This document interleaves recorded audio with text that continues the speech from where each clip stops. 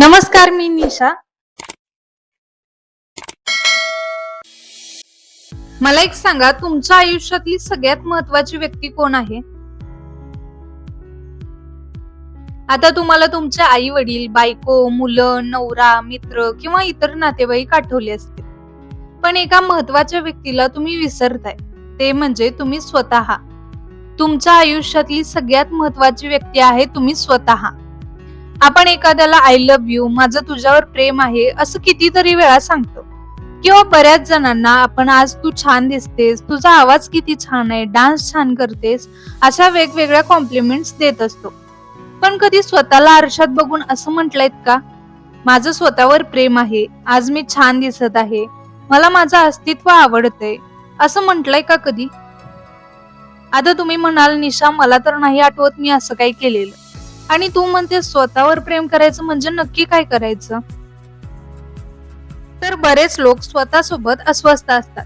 त्यांना स्वतःचा तिरस्कार वाटतो. कदाचित त्यांना त्यांचं शरीर आवडत नाही. काहींना असं वाटतं की ते पुरेसे चांगले दिसत नाहीत. त्यांना त्यांचा स्वभाव चांगला वाटत नाही. सतत दुसऱ्यांशी स्वतःला कम्पेअर करतात. असे लोक नकारात्मक आत्मप्रतिमेसोबत जगत असतात. सतत स्वतःबद्दल निगेटिव्ह विचार करतात. ते एका विशिष्ट विचार पद्धतीने जगतात जे सतत त्यांना स्वतःबद्दल निगेटिव्ह विचार करायला लावते, जे की हानिकारक आहे. ज्यामुळं त्यांना त्यांच्या आयुष्यात आनंद मिळत नाही. स्वतःचं असं काहीच त्यांना चांगलं वाटत नाही, ज्यामुळं त्यांना त्यांचं जगणं निरर्थक वाटतं. किंवा असे लोक डिप्रेशन मध्ये सुद्धा जातात. आणि लक्षात घ्या, जर तुम्ही स्वतःवर प्रेम करू शकत नसाल तर तुम्ही दुसऱ्यांवर देखील प्रेम करू शकत नाही. त्यामुळं आज आपण या व्हिडिओमध्ये स्वतःवर प्रेम कसं करायचं आणि ते का महत्वाचं आहे ते बघणार आहे. त्यामुळे व्हिडिओ शेवटपर्यंत बघा आणि चॅनलला सबस्क्राईब केलं नसेल तर प्लीज करून घ्या. स्वतःवर प्रेम करण्याची पहिली पायरी आहे लेबल्सवर विश्वास ठेवू नका. आपण आपल्यावर खूप लेबल्स लावले आहेत. उदाहरणार्थ आपलं नाव हे एक लेबल आहे जे आपल्या पालकांनी दिलंय आणि प्रत्येकानं त्या नावानं आपल्याला हाक मारायला सुरुवात केली.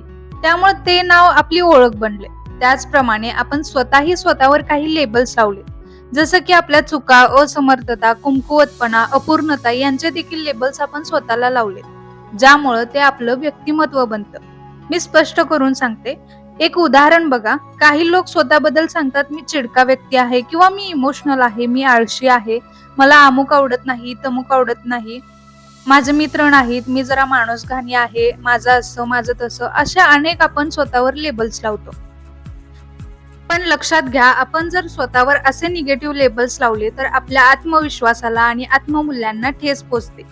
त्याऐवजी आपण आपल्या कमकुवतपणाच्या गोष्टी जर स्वीकारल्या आणि त्यावर काम केलं, त्या गोष्टी सुधारायचा प्रयत्न केला, तर आपला आत्मसन्मान वाढेल आणि जीवनात आपण सकारात्मक बदल घडवून आणू शकतो. जर आपण म्हटलं की मी चिडका आहे, छोट्या छोट्या गोष्टींचा मला राग येतो, असं दुसऱ्यांना स्वतःबद्दल सांगू नका. सतत छोट्या छोट्या गोष्टीवर राग करणं चुकीची गोष्ट आहे. आणि आपल्या चुकीच्या गोष्टीला महत्व देत दुसऱ्यांना मी असाच आहे असं सांगण्याऐवजी ती गोष्ट बदला. तुमच्या विकासात्मक क्षमता खुल्या करण्याचा प्रयत्न करा. त्यामुळे तुम्हाला आनंद, शांती आणि स्वतःवर प्रेम करण्याची प्रेरणा मिळेल.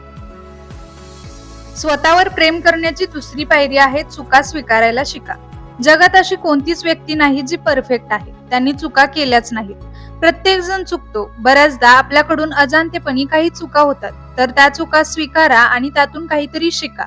आपल्याकडून झालेल्या चुकांवर पडदा टाकू नका किंवा सारवासारव करण्याचा प्रयत्न करू नका. झालेल्या चुकांमुळे स्वतःला आयुष्यभर दोष न देता त्या चुका मान्य करा आणि परत त्या होणार नाहीत याची जबाबदारी घ्या. स्वतःला सुधारण्याची एक संधी द्या. तिसरी गोष्ट आहे टीका करणं थांबवा. टीका करणं आपल्या आत्मविश्वासावर आणि आत्ममूल्यांवर नकारात्मक प्रभाव टाकू शकते. बऱ्याचदा आपण स्वतःवर टीका करतो किंवा इतरांवर टीका करतो, ज्यामुळं आपल्या मनावर अनावश्यक ताण निर्माण होतो. नकारात्मक टीकेमुळे इतरांना आपण कमीपणाची भावना देऊ शकतो. जेव्हा आपण कोणावर तरी टीका करतो तेव्हा आपण आपल्या मनाला शिकवतो की आपण त्यांच्यापेक्षा श्रेष्ठ आहोत. एक उदाहरण बघूया.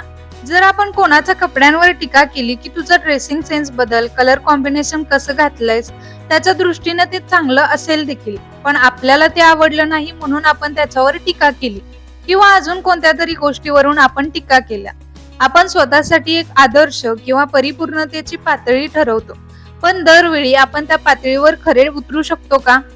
तर नाही, आपणही कधीतरी चुकू शकतो. त्यावेळी दुसऱ्यांनी जर टीका केली तर तेव्हा आपल्याला स्वतःबद्दल खूप वाईट वाटतं. आपण अपयशी ठरलोय किंवा आपण योग्य नाही असं आपल्याला वाटतं. बऱ्याचदा आपण स्वतःला खूप श्रेष्ठ आहोत असं मानतो, त्यामुळं दुसऱ्यांवर टीका करतो. पण तेच जर दुसऱ्यांनी आपल्यावर केलं तर ते सहन होत नाही. आपल्याला तो अपमान वाटतो. त्यामुळं कोणावरच टीका करू नका.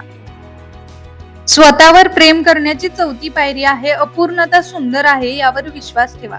याचा अर्थ असा की आपण परिपूर्ण होण्याचा प्रयत्न न करता जसे आहोत तसे स्वतःला स्वीकारा. एक मोठा श्वास घ्या आणि आपल्या आजूबाजूला लक्ष द्या. निसर्गाकडे पहा. झाडं, नद्या, डोंगर कोणच परफेक्ट नाही. प्रत्येक गोष्टीत काही ना काही अपूर्ण आहे, पण तरीही किती सुंदर आहेत. त्याचप्रमाणे आपण सुद्धा परफेक्ट नाही. आपल्यात सुद्धा काही दोष, चुका, कमतरता आहेत, पण तरी सुद्धा आपण एक माणूस म्हणून सुंदर आहोत. आणि हीच अपूर्णता आपल्याला प्रगती करण्याची, शिकण्याची आणि यशस्वी होण्याची संधी देतं. आता यशस्वी होणं किंवा आनंदी होणं हे आपलं डेस्टिनेशन नाही, की आपण तिथे एकदा पोहोचलो की सगळं काही संपलं, आपण समाधानी झालो. खरं तर हा सतत चालणारा एक प्रवास आहे. आपल्या आयुष्यात प्रत्येक क्षणी आपल्याला नवीन शिकत राहावं लागतं, स्वतःला सुधारत राहावं लागतं. या प्रवासात आपण कधी यशस्वी होऊ तर कधी अपयशी होऊ, पण हे सर्व अनुभव आपल्याला नवीन काहीतरी शिकवतात, प्रेरणा देतात. लक्षात घ्या, यश, अपयश किंवा आनंद हे क्षणिक आहेत. जीवनात एकदा यश मिळालं, आनंद मिळाला तरी तो कायमचा नाही. कालांतरानं परत अपयश येऊ शकतं. हे चक्र आहे. त्यामुळे आपल्याला नेहमीच प्रयत्न करावे लागतील. आपण आपल्यातले दोष, अपूर्णता यांना स्वीकारलं तर हा प्रवास आपण अधिक शांतीचा आणि समाधानकारक बनवू शकतो. तुम्हाला माझा हा व्हिडिओ कसा वाटला हे नक्की कमेंट बॉक्स मध्ये सांगा आणि चॅनलला सबस्क्राईब केलं नसेल तर प्लीज करा. थँक्यू.